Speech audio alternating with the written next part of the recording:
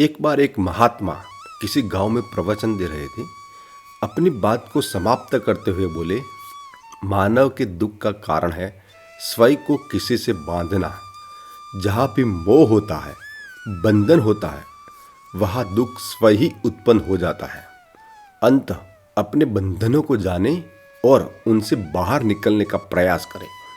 इसके बाद उन्होंने सभी लोगों को आशीर्वाद दिया और फिर अपने आश्रम को लौट गए।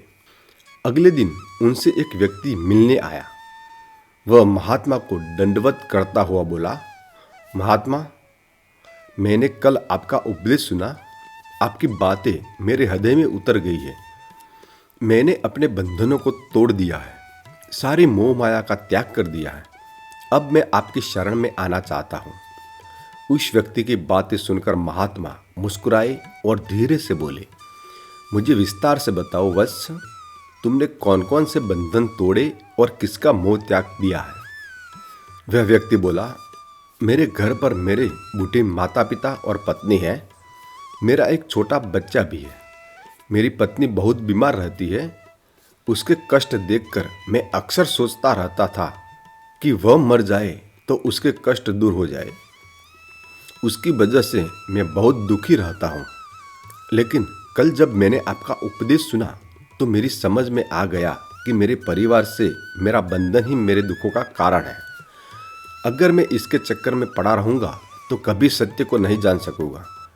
इसीलिए मैं अपने घर को त्याग कर आपके पास आया हूँ।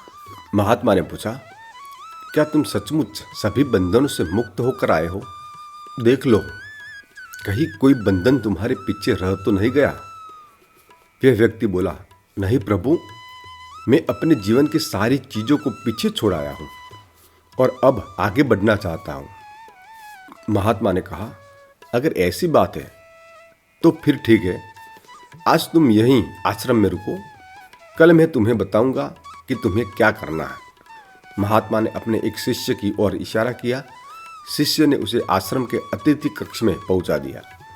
वह व्यक्ति उत्सुकतापूर्वक आश्रम की गतिविधियों को देखता रहा। उन्हें देखकर वह बहुत प्रसन्न हुआ और अपने सौभाग्य पर इतराता रहा। अगले दिन महात्मा ने उसे व्यक्ति को एक कार्य सौंपते हुए कहा, तुम्हें पूर्व की दिशा में जाना है। वहाँ पर तुम्हें एक गांव मिलेगा। गांव के बाहर ही एक साधिका का घर है। वह तुम्हें कोई वस्तु देगी, उससे लेकर तुम्हें वापस मेरे आश्रम में आना है। वह व्यक्ति पूर्व दिशा की ओर चल पड़ा। गर्मी का मौसम था। कुछ ही देर में वह पसीने से तरबतर हो गया। उसे प्यास भी सताने लगी। वह सोचने लगा कि अगर इस समय में अपने घर पर होता तो इस तरह गर्मी में पसीना नहीं बहाना पड़ता।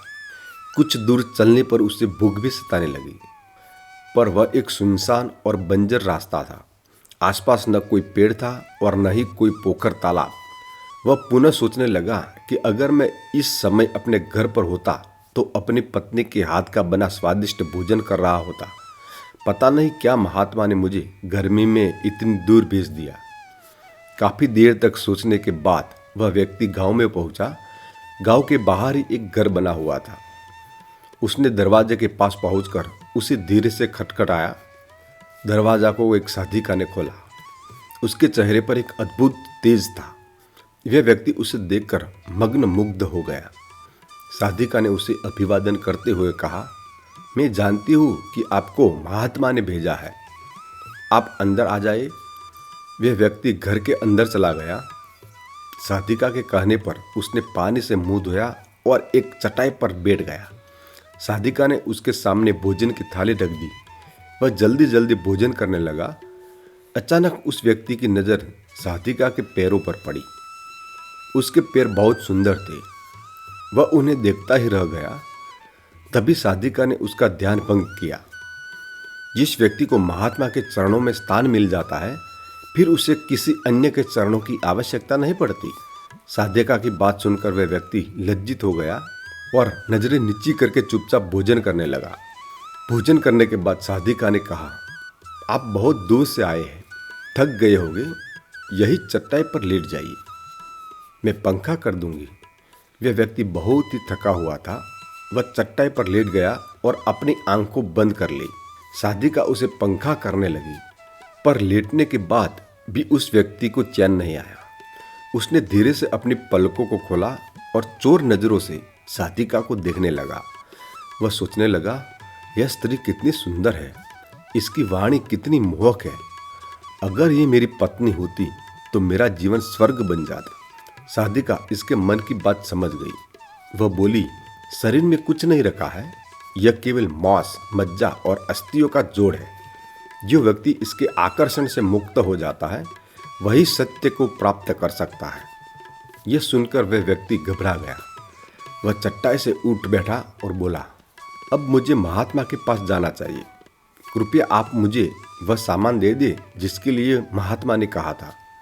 साधिका ने मुस्कुराकर जवाब दिया, महात्मा ने आपको जिस कार्य के लिए भेजा था वह पूर्ण हो चुका है। साधिका की यह बात उस व्यक्ति को समझ में नहीं आई। वह दरवाजे की ओर बढ़ चला। दरवाजे के पास पहुंचकर वह एक क्षण के लिए रुका और पलट कर बोला, क्या आप अंतर्यामी हैं? आपने मेरे मन की बातें कैसे समझ ली? वह स्त्री मुस्कुराते हुए बोली, महात्मा की कृपा से मैं मोह माया से ऊपर उठ चुकी हूँ, इसीलिए भावनाओं से निर्लिप्त हूँ और किसी के चेहरे को देखकर उसके मन में उठने वाले विचारों को समझ लेती हूँ। उसकी बातें सुनकर वह व्यक्ति एक बार पुनः लज्जित हुआ और सोचने लगा कि जिस स्त्री ने सच्चे मन से मेरा सत्कार किया, मैं उसके बारे में क्या क्या सोचता रहा। इसके बाद वह महात्मा के आश्रम की ओर लौट पड़ा। आश्रम में पहुंचकर वे व्यक्ति महात्मा के चरणों में गिर पड़ा और बोला, महात्मा मुझे क्षमा कर दे, मैं बड़ा पापी हूँ। उसकी बात सुनकर महात्मा मुस्कुराए और बोले, मैंने तुम्हें साधिका के पास इसीलिए भेजा था ताकि तुम अपने आप को देख सको। अब मुझे बताओ, क्या तुम सचमुच मोह और बंधन को त्याग चुके हो? यह व्यक्ति कुछ नहीं बोला।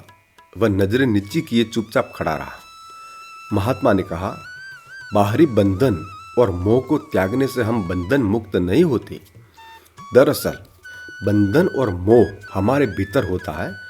तुमने परिवार को छोड़ दिया और सोचा कि मैं बंधन मुक्त हो गया, लेकिन जैसे ही तुम्हें अवसर मिला तुम्हारे भीतर का मोह जाग उठा और इसी वजह से आज तुम अपने आप को पापी समझ रहे हो। मुझे क्षमा कर दे प्रभु। उस व्यक्ति ने अपने हाथ जोड़ दिए। फिर वह धीरे से बोला, आप सही कह रहे हैं, मैं केवल अपनी पत्नी से पीछा छुड़ाना चाहता था। वह बहुत बीमार रहती है, मैं कुछ ज्यादा कमाता भी नहीं हूँ, इसीलिए मैं अपने परिवार के दायित्व का निर्वहन भी ठीक ढंग से नहीं कर पा रहा हूँ। शायद इसीलिए मैं अपने परिवार का पीछा छुड़ाना चाहता था, पर अब मैं समझ गया हूँ मेरा परिवार ही मेरा सत्य है और उसके दायित्व का निर्वहन ही उसकी कर्म है। महात्मा बोले, मैं जो कुछ भी करता हूँ वह अपने अनुभव के आधार पर करता हूँ। लोग मेरी बात को सुनते तो है, पर वे अपने स्वार्थ के अनुसार ही उसका अर्थ ग्रहण करते हैं। इसीलिए मोह, माया, कामना, इच्छा, वासना, क्रोध को लोग बाहर की ओर खोजते हैं, जबकि यह हमारे भीतर ही है। हम दूसरों को देखकर तरह तरह की कामना करने लगते हैं। कामना से इच्छा जन्म लेती है, इच्छा से वासना पैदा होती है और वासना की पूर्ति न होने पर क्रोध उत्पन्न होता है। यह सब एक दूसरे से जुड़े हुए हैं। क्रोध के लिए हम सदैव दूसरे को जिम्मेदार ठहराते हैं, जबकि क्रोध का स्रोत हमारे भीतर है। तुम चाहोगे तो क्रोध आएगा, तुम चाहोगे तो क्रोध नहीं आएगा। दुख एक ऐसा अनुभव है जो हम सभी मानवों को किसी न किसी रूप में परिचित होता है। हमारे जीवन में जब दुख का आगमन होता है तो हम उसे अनुभव करके तंगी, उदासी और निराशा का अनुभव करते हैं। यह एक प्राकृतिक तत्व है जो जीवन के अनिवार्य हिस्से माना जाता है। लेकिन क्या हमें कभी यह सोचने पर विचार किया है कि दुख हमें कौन देता है? महात्मा कहते हैं कि मनुष्य का दुख उसकी आस्था, आकांक्षा, अभिलाषाएं और उसके आवरणों से उत्पन्न होता है। अगर हम इन संबंधित तत्वों पर नियंत्रण पा लेते हैं तो हम दुख से मुक्त हो सकते हैं। हम आसानी से संतुष्ट नहीं होते और हमारी इच्छाओं को पूर्ति के लिए हमें संघर्ष करना पड़ता है। इस तरह के संघर्ष से हमारे मन में दुख की अवस्था उत्पन्न होती है। यदि हम इच्छाओं और आसक्तियों को परित्याग कर देते हैं तो हम दुख से मुक्त हो सकते हैं। महात्मा ने अपने उपदेशों में मन के नियंत्रण, ध्यान और मेघा की महत्वता पर बल दिया। उन्होंने संसार की तृष्णा और बाह्य आकर्षकों के प्रति संयम रखने की बात की। मन की शांति और आत्मबोध के माध्यम से हम दुख से परे और सुखी जीवन जी सकते हैं। इस परंपरा के माध्यम से हम यह समझ सकते हैं कि दुख का उद्भव और विस्तार हमारे मन की अवस्था, आचरण और आकांक्षाओं से जुड़ा हुआ है। हमारी मानसिक स्थिति और भावनाएं हमें दुख का अनुभव कराती है। इसीलिए दुख को कोई अलग व्यक्ति नहीं देता है, बल्कि हम खुद अपने मन के संग्रह से उसे अनुभव करते हैं। उपदेश और सिद्धांतों का महत्वपूर्ण अंश यह भी है कि उन्होंने समय की महत्व पर विशेष जोर दिया। उन्होंने कहा कि जीवन में परिवर्तन ही निश्चित है और संघर्ष और दुख सामान्य है। हमें समय के साथ बदलने की क्षमता विकसित करनी चाहिए और दुख को स्वीकार करना चाहिए। इस प्रकार हम अपने मन के संयम और आत्मबोध के माध्यम से दुख से परे रह सकते हैं। वास्तव में दुख हमारी आस्था, आकांक्षाएं, अभिलाषा और मन की अवस्था से जुड़ा हुआ है। अगर हम इन तत्वों को संयमित रखते हैं और मन की शांति, आत्मबोध और समय के साथ परिवर्तन की क्षमता को विकसित करते हैं, हम दुख से मुक्त हो सकते हैं। यह एक साधना है जो हमें खुशहाल और सुखी जीवन की ओर ले जाती है। उम्मीद से आप सभी को यह वीडियो अच्छी लगी होगी। अगर आप महात्मा के सच्चे विश्वासी हैं तो चैनल को सब्सक्राइब कीजिए और वीडियो को लाइक कर दें। कमेंट में नमो महात्मा लिख दीजिए।